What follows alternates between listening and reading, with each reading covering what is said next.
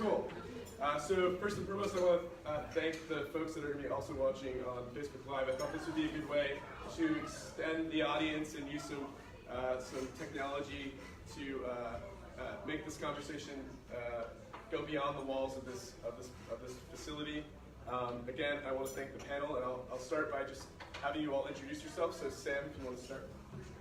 Hi, I'm Sam Patel, and from Portland, Maine. Originally grew up in Chicago, moved here 5 years ago, and started a business called Friendly Discount Beverage on Forest Ave. So, yeah. Okay, hi, I'm Lauren Guptill from Berwick, Maine, 10th generation Mainer. I'm the owner of Rococo Ice Cream. Prior to that, I owned a travel boutique luxury brand called Gateway Argentina. My name is Katie Pinard, originally from Biddeford, Maine, and I am the owner of Elements Books Coffee Beer on Main Street in Biddeford, and also Elements Coffee Roasters in Biddeford. My name is Ashley Potvin-Fulford, resident of Biddeford, went away to study in college, made my way back to Biddeford post-graduation. I've been working in education and coaching and with young people in general since 2012. And I'm currently the head women's rugby coach at the University of New England. My name is Tristan Corvo. I started the 1 Gallon Soap Company. We make recycled liquid hand soap. Currently live in Saco. Recent transplant there, and currently a big fan. All right, my name is Luke Nielsen. I'm the owner of Seasonal Maine. I started that back in 2015.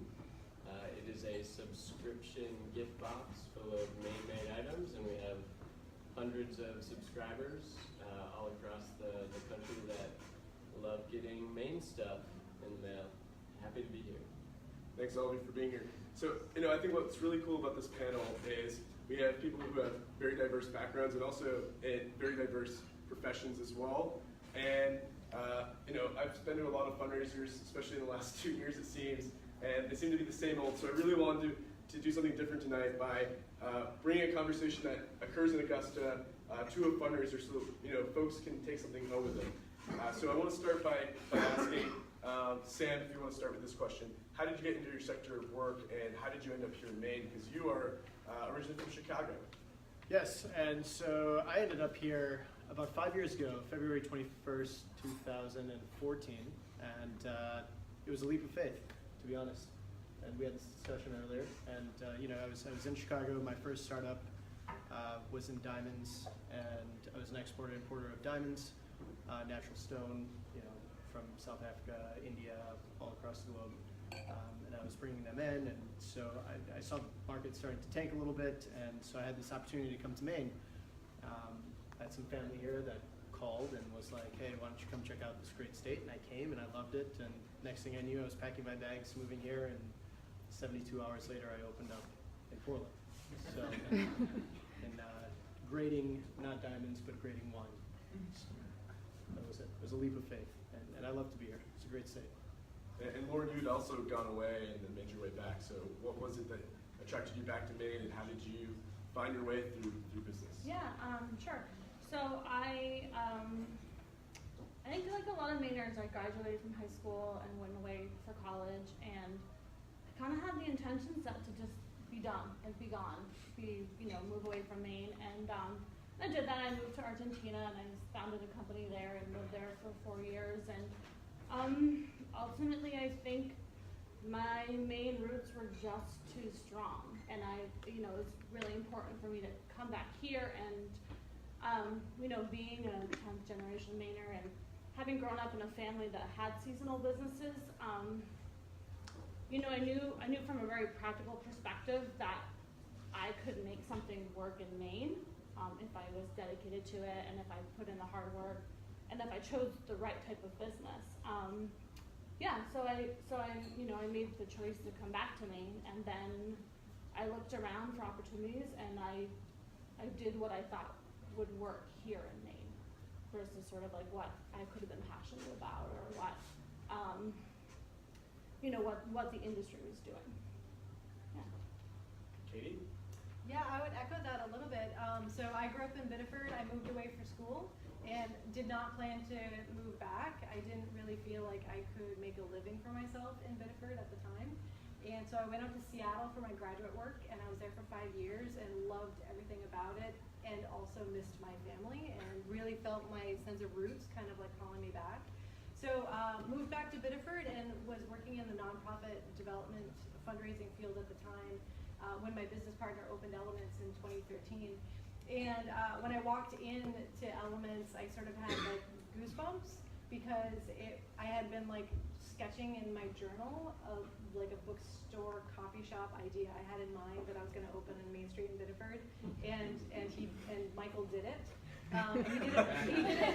He did it better than I would have done it because he included craft beer in the business model. So I became a customer, and then the long and short of it is I became a manager and then a co-owner. So it really was sort of accidental.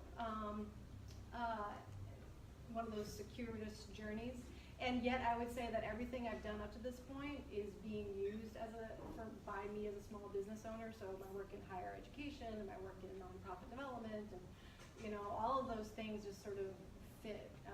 And I think in some ways even better than if I had gone to school for business. Like having some life experience and kind of like bringing it in. There's a sense of maturity and like innovation that Michael and I both bring to Elements because he has lived in Vermont and he lived in Brooklyn. I lived in Seattle. So while he's from Saco and I'm from Biddeford, we have sort of this other perspective that we've been able to bring into the business too.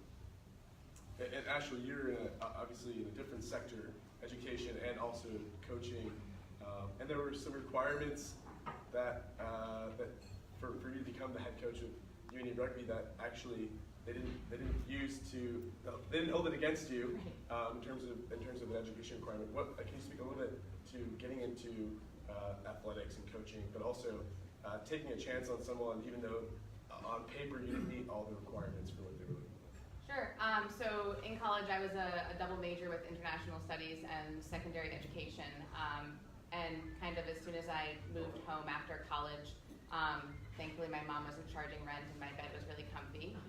So I actually worked for the Heart of Biddeford for a little bit, and really quickly found out that through coaching and helping my mom out, that's what I wanted to do. I wanted to be with young people. I wanted to help channel their energy into what their passions were and what it was that they wanted to do with their lives. And so after that, I got right into education and was an ed tech at Massabesic and was coaching at the time 2 sports for Biddeford after I had been asked to. I didn't apply for a job. Someone asked me, would you like to coach this team? And I was like, sure, that sounds like fun.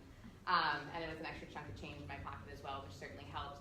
And so over time, I didn't really apply for many coaching jobs. I was kind of asked out of convenience, especially for the UNE one originally, because I was living in Biddeford. And I honestly got this message from a player on the Portland women's team who I had been playing with for a season. And she had said, hey, I work at UNE. They're starting up a women's rugby team. They need a coach. And I was like, great, what are they paying? And she said, nothing. And I was like, excellent, that sounds good. And I was like, what time are they practicing? Like, what does the schedule look like? And she's like, they have the field from 9 to 11 at night. And I was like, even better. I then became a coffee drinker, so it worked out really well.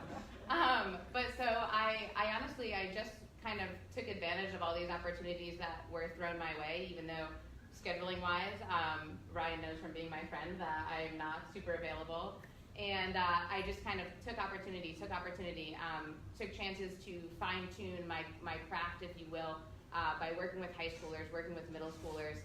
And, luckily, in an effort to really bring more men to campus at UNE decided to add football.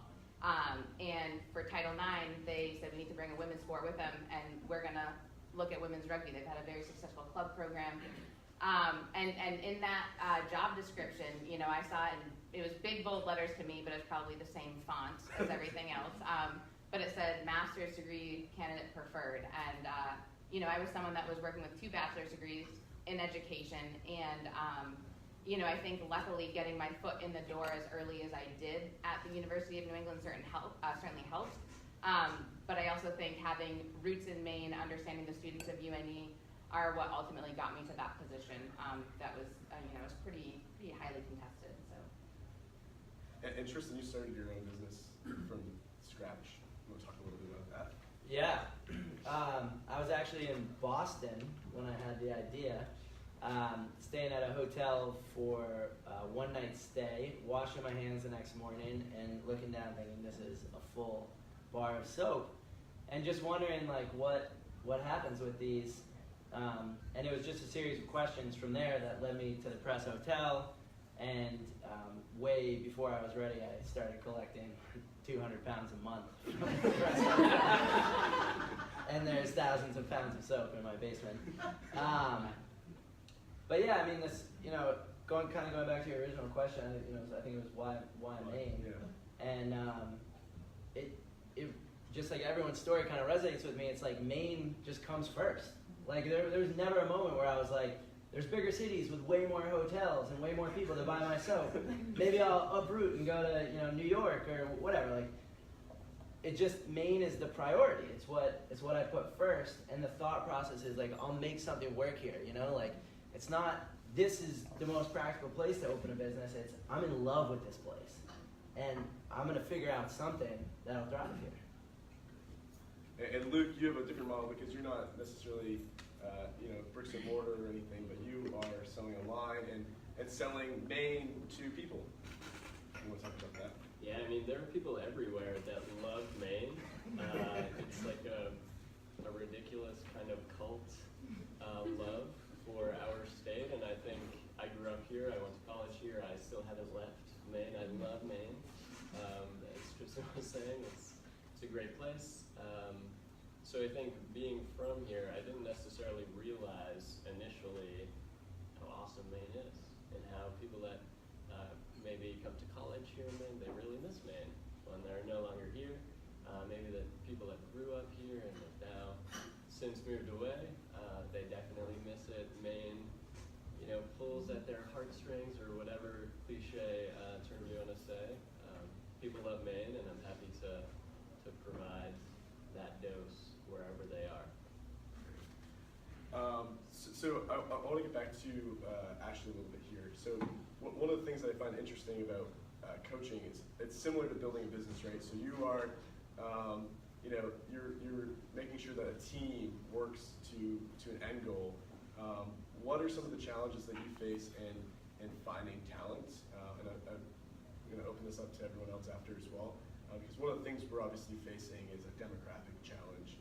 And I'm sure there are things that you do in your niche that might actually apply to what some of these folks are doing here in their niche. So you want to talk about that? Sure. So one thing that's really interesting about women's rugby in Maine is that there are actually 2 out of 17 varsity programs in Bowdoin College and the University of New England. And also, interestingly enough, there's no youth rugby for girls right now in the state of Maine. So, at UNE, the 3 states that we draw from the most are Maine, New Hampshire, and Massachusetts. And a lot of what I do to put a team on the field is, I kind of walk around campus the first few days that the students have arrived, and I pull my captain aside. Hey, who's this girl over here? She looks like an athlete. Where does she go to school? And we do a bunch of different events as well. We hosted a night where we had free pizza and people could just come and meet the team and ask questions. We had a walk-up practice when it was really hot out with like lemonade and cookies and a bunch of other stuff to just get people and get them starting to ask the questions about rugby and the team. And thinking about that, the 2 things that I think about the most in terms of what allows us to, number 1, build a team. Sorry, I'm expecting this. The 2 things that I think of most when I think of what do you need to build a team and what do you need to put a successful team on the field are commitment to one another and solid communication through and through. And I think that a lot of my time is taken up in single player meetings, group meetings, and that sort of thing. And I think that idea of putting communication at the forefront for us has really helped us build a successful program. And Lauren, you're in the seasonal business, so you must face this as well, as Katie can relate as well, and Sam. Hiring employees, finding talent, especially in a tight labor market. What are some of the things that you find important? I'll start with Lauren, if you want. I think that being seasonal and being so aggressively seasonal, I guess, or where that I sell ice cream as opposed to Katie's business or Sam's business. Not only am I a seasonal business in a seasonal town, I'm also selling a seasonal product. So we are very seasonal.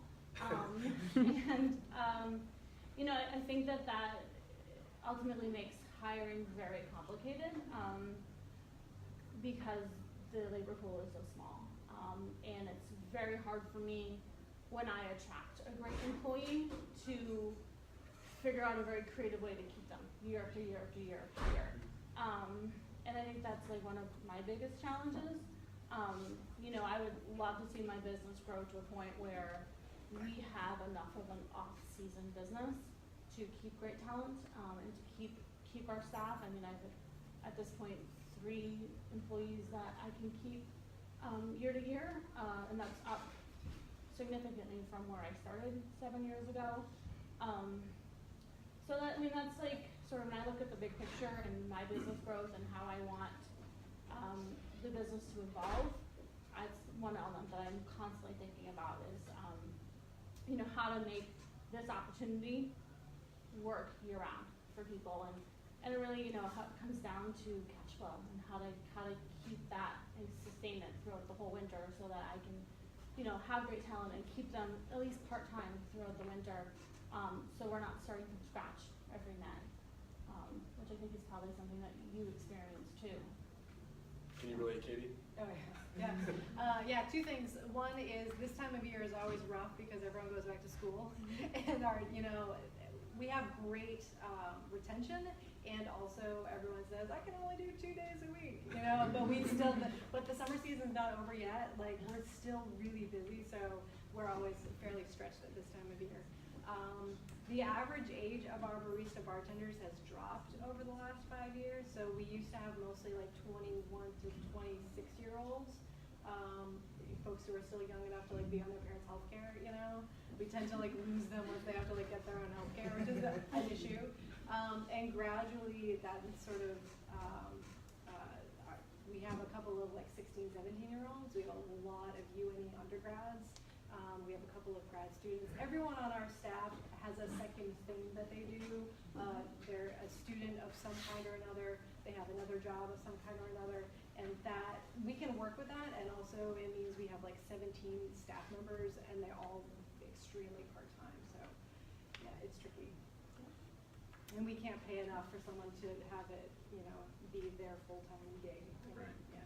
Did you want to weigh on that at all, Sam? Yeah, I think mine's a little opposite. I've had great retention, and I try to make it into more of a fun opportunity for the candidate that I usually hire. And it's not just about, I have a beer and wine store now, so it's not just about coming in and working behind a register, selling beer and wine. I usually try to find candidates that actually want to learn how to operate a business, that want to go into business for themselves, or just want to learn the principles, or have somebody guide them through the process. And surprisingly, the last 4 out of 7 of my last employees all started their own businesses, and I funded them, and I helped them out, and now they're all off the ground running. So I think in that sense, retention for me has been great, but that has a lot to do with luck as well. So I try to do that where it's not just a job. I want them to wake up and go to work and know how a filing system works, how every system works in operating. So both of you started businesses from the ground up. I mean, what resources do you think were available to you? Did you use any of them? And what resources do you not believe were available? And would you like to see it available? What are some of the challenges that exist when you're starting out from scratch? I mean, just a general concept in your head, both of you. A bar of soap in your hand. How did you get there? And what would make things easier, or what made things harder because they were not there? Tristan, if you want to start. Yeah, so hopefully everyone's familiar with SCORE, which is a pretty incredible organization. I got myself to like a checkpoint and then kind of realized it's hard to hold yourself accountable.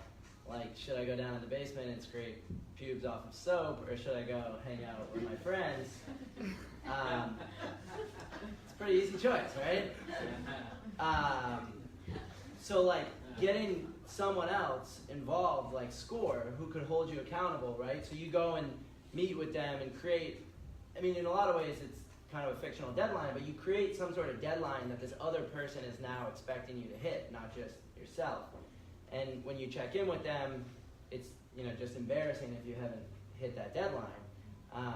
So having a place like SCORE to just get a mentor who's willing to meet with you pretty much whenever you want and also hold you accountable for your business is, like, that was huge, really big. And then the Libra Future Fund is another really awesome organization that has, for under, I think it's under 29 and under, you can get up to $5,000 2 different times from them. And that was a really huge starting point for me too. I actually, so, and USM, like, pretty much everyone in the state has helped me so far. You have all the resources. Yeah, so I emailed USM and connected with the bio department. They ran experiments, a professor and a student ran experiments for me, and that's how I found out that an autoclave would sterilize my soap. Autoclaves are like $2,500 to $4,000. So then I went to the Libra Future Fund. They gave me the money to get the autoclave, and that was like the big kind of barrier for me, which isn't even that big. But yeah, and then so then USM was kind of this, I used the connection in the bio department to then reach out to the chemistry department, and they helped me come up with a formula. And yeah, it's been really great. MTI is an organization that, so I've started like 100 grant applications with them and never passed one in because I just get like, I don't know what it is about MTI, but I just can't get through their grant process. And I did just recently read that they're kind of overhauling their whole structure, so it might be a little bit easier in the future. What's MTI stand for? Maine Technology Institute? Institute. Yeah. Yeah, so they have like tons of grants. And then, what's the other organization that does like the business challenge pitch thing? It's like a winter long. That's through DCD along with. Can't remember blanking out. I did it. Greenlight Maine. Yeah. Not Greenlight, but Greenlight's awesome too. Well, yeah, there's the launch pad too. There's so many good resources in Maine. I love it. There's one other one. We'll throw all the ones that are in Tristan's head in the comments section. I'll when I think of this other one, I'll bring it. But it's like this. It's like 3 or 4 month long thing where they basically like build a pitch with you, and then at the end you pitch for $10,000 and a bunch of other in-kind services.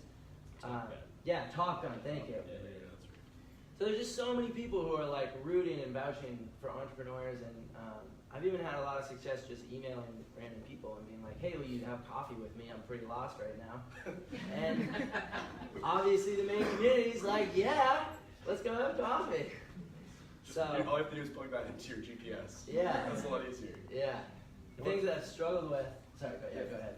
No, it's all good. That really resonated with me. Lots of those comments, and just across the board. Like, if you want to make something happen in Maine, people are super pumped to help you out. That's a great character trait of Mainers, and we're super lucky to benefit from that. And SCORE is the very top of my list. I cherish them, all of them. It's volunteer run. I don't know how they do it, but if the state could somehow just create like 5 more SCOREs or boost SCORE in some way, I'm all about SCORE. Hopefully the speaker's taking notes.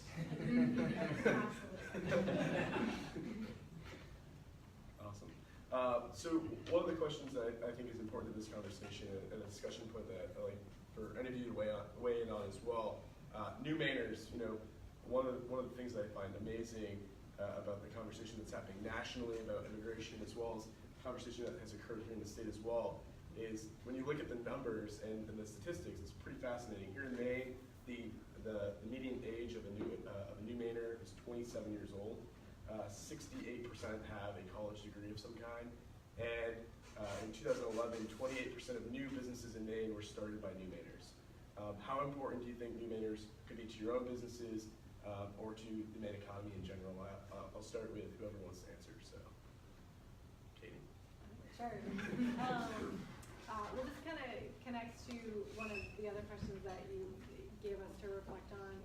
And I think one of the things that we need as, Biddeford as a community and Maine as a community, in order to stay relevant to the national conversation, is to nurture our diversity, whatever that may mean, in whatever form that takes. We see diversity more in like a gender context, more than like an immigration context in Biddeford, I've noticed lately.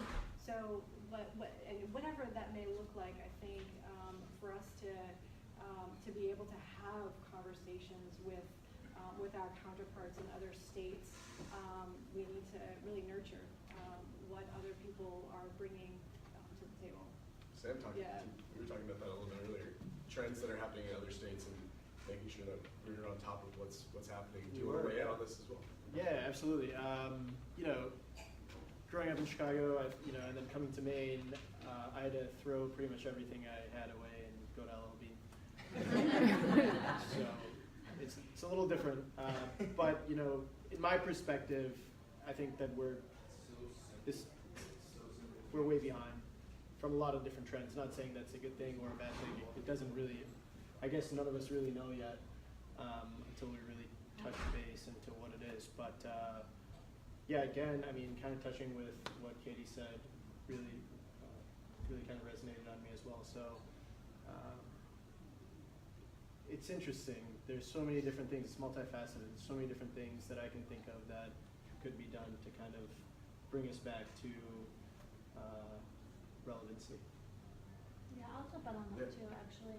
On your idea or your topic of new Mainers, and then the general topic of resources, I think that the brain powers here, like you guys spoke about SCORE and Coastal Enterprise and Creative Portland, there's so many resources, but I think that, especially for new Mainers and for entrepreneurs, we are severely lacking in infrastructure.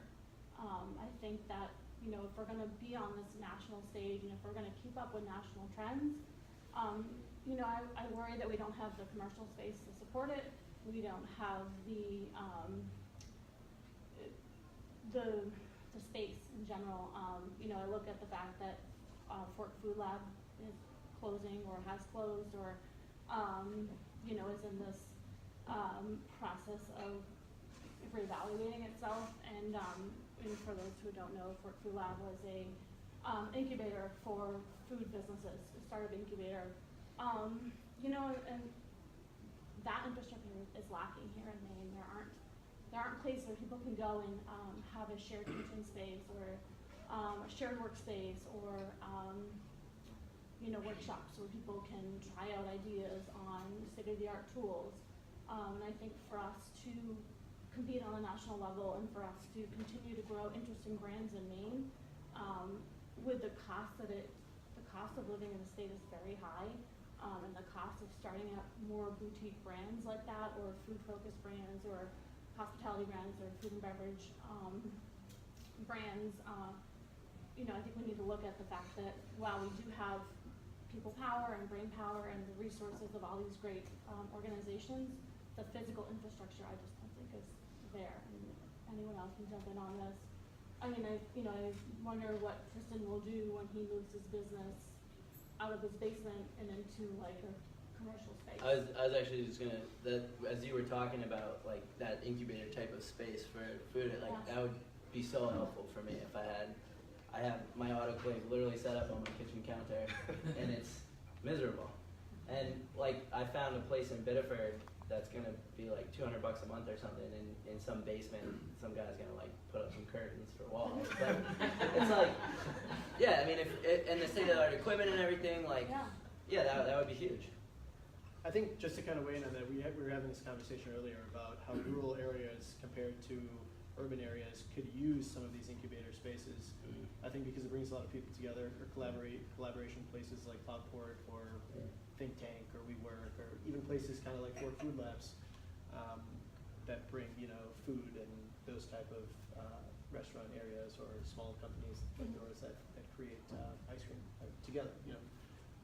I think that needs to happen more on the rural side as well, because in Maine, there's only Portland, right? And so you have still thousands of miles going north that have nothing past Bangor, you know, or hundreds of miles.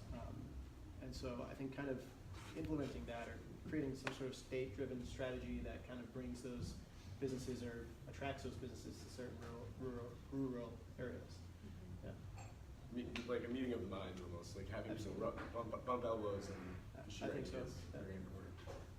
One of the things I found interesting, a former state economist said in a Maine Biz article recently the following, quote, "Our biggest opportunity is turning some of the millions of people who visit Maine each year into residents and lifelong consumers of Maine products. Every out-of-state visitor is like someone stepping into our own showroom." How do you all think we can get more Maine people, more of our visitors to Maine to either become lifelong residents or at least extend their stays? I think jumping off the point we were just talking about co-working spaces, Sam and I were talking earlier about how co-working spaces could certainly extend someone's stay if they can convince their employer to let them work from a co-working space for a couple more days. The impact on the economy obviously expands. But what about this idea of turning Maine visitors into lifelong residents? I know that might help Lauren with her ice cream business. If those people that visited you every year for a few weeks and ate your ice cream every day became lifelong Mainers, they might be getting ice cream every month. That would be great. Yeah. Who wants to take a step? Ashley. Yeah, so I think working with a lot of young people, and particularly people who are, you know, graduating college and looking for their next step forward, I think one of the things that I see, you know, and I talk about this all the time at the University of New England, Maine sells itself in so many different realms, and I think part of the problem of keeping people here is, I always say, what are people looking for when they're looking to make a big move? A benefit-seeking job. And I know working with the people and the people in the health professions that I tend to work with, there's a great need for entry-level positions, per diem athletic trainers, per diem nurses, all of those positions. But there's not much in between that entry-level stepping stone and then, you know, the head of the department. So as people find jobs and come here, you know, I think that there's a little bit lacking in terms of growth opportunity for those individuals. And for example, I have a friend who works for a company in New Hampshire that has an office in Maine, and I asked her kind of talking about this idea, and she said, you know, the growth for me in New Hampshire is so much greater than the potential for the growth in Maine. And I think that that's what I see with my student athletes as well, is just, you know, where do they go after they've gotten their foot in the door with that per diem or that part-time position, you know, because you can't really go from here to here. How do we get them positions in between to help them continue to grow, kind of a thing? I would love to add to this. That's great. And I think the best way to do this probably is just to have the state subsidize sending seasonal May boxes to everyone that leaves the states until they come back. We can talk about that later on. But on a very serious note, the kind of undertone from what you were saying, Ashley, for me is we just need modern employers. Okay, mills are gone; they're never coming back ever. We're gonna have like software mills. Maybe Amazon too, whatever the next headquarters is. Obviously, it's not going to be Amazon for us, but we definitely need jobs where young people can work, and that probably means software companies. This is like, we're not making boots. We love LL Bean. We love that they're made here, but that's not going to employ tons and tons of people and give them the wages that they need to really invest that money around the state. It's a snowball effect. Modern employers. And Lauren, you interact with tourists all the time. Yeah. Beyond your ice cream, what are they looking for? What do you think might keep them here today? And I think they're looking for a quality of life that we have here in Maine that maybe doesn't exist in their home state. You know, and I interact with tourists all the time, and you know, in the 7 years that I've had the shop here in town, like, I've met a lot of people that have bought second homes here in the Kennebunkport area and in southern Maine. And I think that these are generally people that are waiting for their kids to finish college and then they'll come retire here. But you know, in general, I think, you know, and maybe Luke, you can jump in on this a little bit. I think Maine is at a point where I think we could be doing more to brand ourselves as a state. I think that we've sort of rested on our laurels a little bit, and I think that, yeah, more could be done to, you know, showcase the businesses that are here, the opportunities that are here. Beyond just being vacation. Yeah, beyond I was just gonna being say, yeah, we're vacation land. But I think, you know, that in itself is sort of misguided, right? Because, you know, our state motto is vacation land. That literally means come here for vacation and leave again. Yeah. You know, like. And it's a live here land. Yeah, exactly. Like, why not live here land? You know. Those license plates. And, yeah, I just think that, like, it could be more exciting. You know, just today I was thinking about this conversation and I hopped on the Maine Made website, which I think we're all kind of maybe familiar with that logo, which I always thought it was just some business, and Sam or Luke, you probably know about this, but it's actually the Department of Economics, Economy and Community Development, and then I looked at it and I was like, well, this is kind of boring. You know, like I have a Maine made business, as do a lot of other people here, and yeah, I think for the availability of e-commerce and where that is now compared to 10 years ago, and all of the exciting brands that are produced here in the state. I don't know, maybe if someone's listening, like we can do a whole rebranding of the state of Maine. I think it's time. Go ahead. Yeah, I think one thing that that draws people is the beauty of Maine, right? And so I think we really need to care for and those who are making choices in Augusta really need to keep in mind our natural resources and caring for the quality of our oceans and our lakes and our rivers and the parks and the trails and, you know, and those natural spaces that really need to be preserved and not, you know, taken for granted. Great. So I think we have time for one more question. So what I'll do is I'll just put a really simple question out.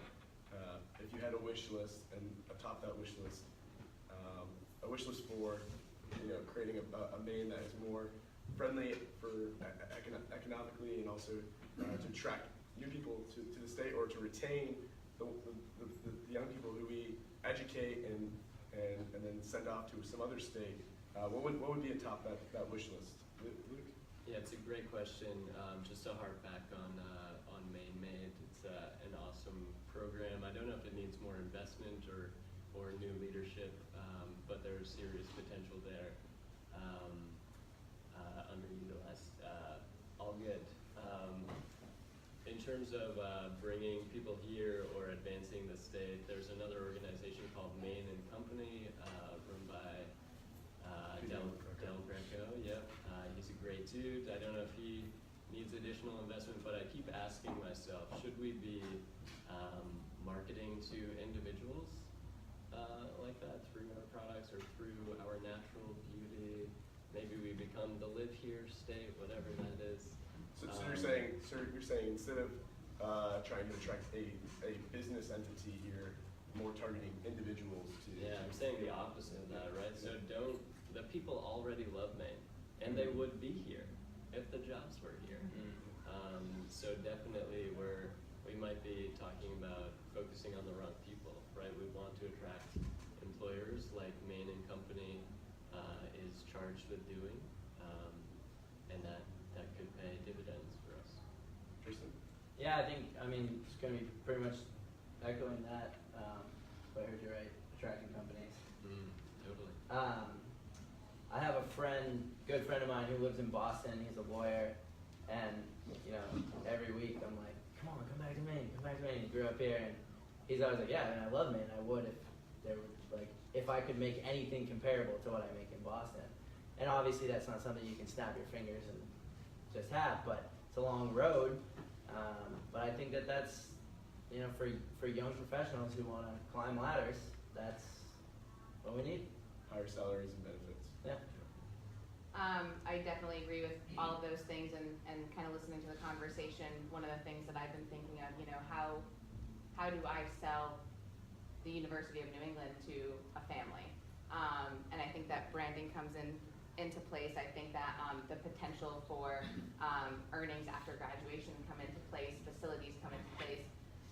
And I will say as well, in my experience, I don't think that we do quite enough, you know, if we have college students here, we don't do quite enough to educate them about the opportunities in Maine after they graduate.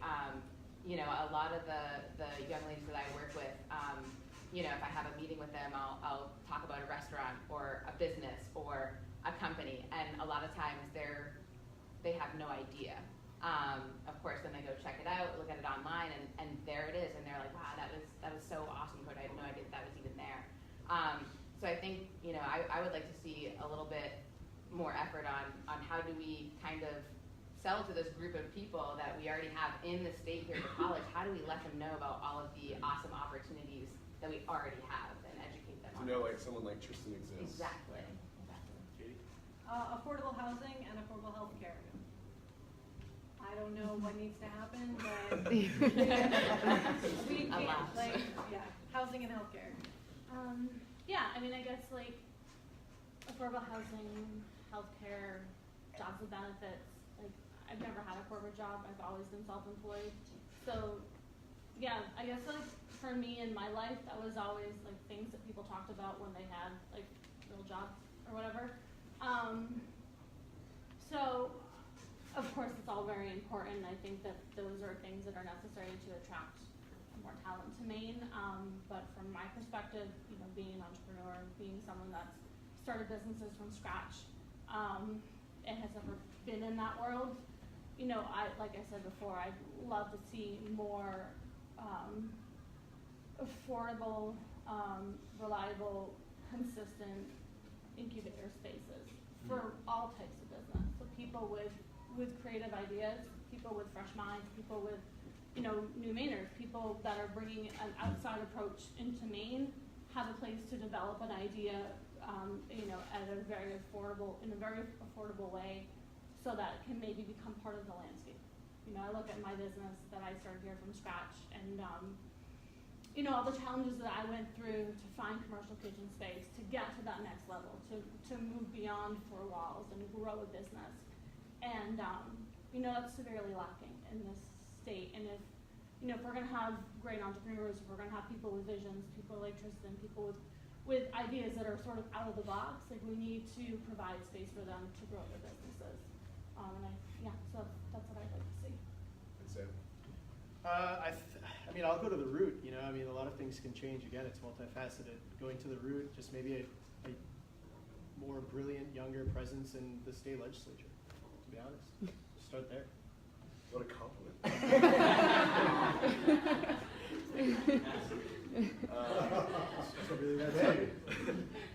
Thanks to all the panel. I want to thank everyone for being here again. Everyone who tuned in on Facebook Live, thanks for being here. Thanks for taking the time. I really do appreciate it. And it was, I think, a really worthwhile conversation. I hope a conversation that we can continue with more minds at the table. I don't think we do this enough, and I think that's part of the problem. And I really do appreciate everyone who participated. So thanks. Thank you.